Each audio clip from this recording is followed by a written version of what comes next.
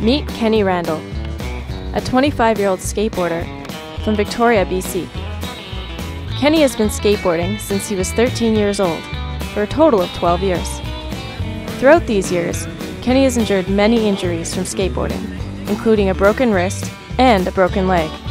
He has had surgery on both his shoulders due to injuring his rotator cuffs, and is constantly rolling his ankles and spraining his wrists. It seems like a pretty dangerous sport to want to get into. I met with Kenny to try and learn a little bit about this skateboarding culture.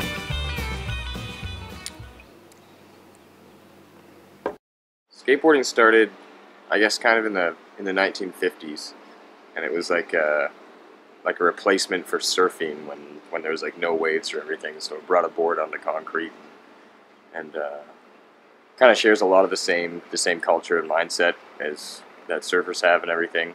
I guess people used to skate all the pools in their backyard, so it was like kind of like a concrete form of a wave, and it just kind of started growing from there and increasing in popularity. Sometime around the 80s, I guess it started kind of expanding out into parking lots, and people would use like parking curbs to kind of simulate the edge of the pool that they would be skating if they had one. And then it just kind of grew and exploded.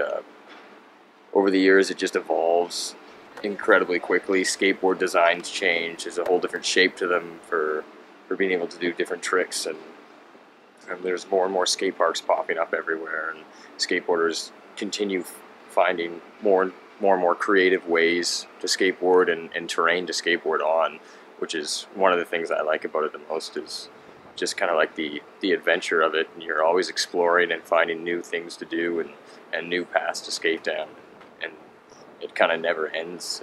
It just keeps growing. It's really awesome.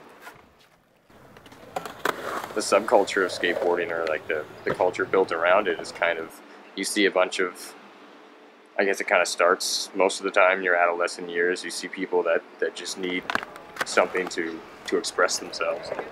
They need to be able to just kind of get away from it all and go explore and be by themselves. And that's the thing with skateboarding, is aside from most other sports where there's a team or something and you have to show up for practices or you're depending on the other teammates you have, skateboarding is just 100% you and your board. There's nothing else there, so it's always something you can kind of get away to. Yes, we goes for the skateboarding tour. Kenny is taking me to a unique location that is quite well known within the skateboarding community of Victoria.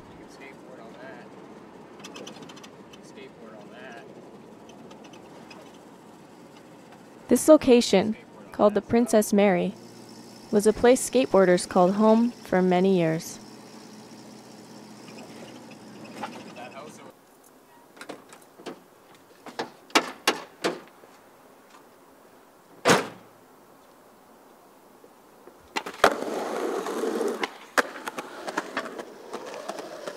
Growing up skateboarding in Victoria has been pretty awesome for me. It's kind of just led to all the best things that have happened in my life.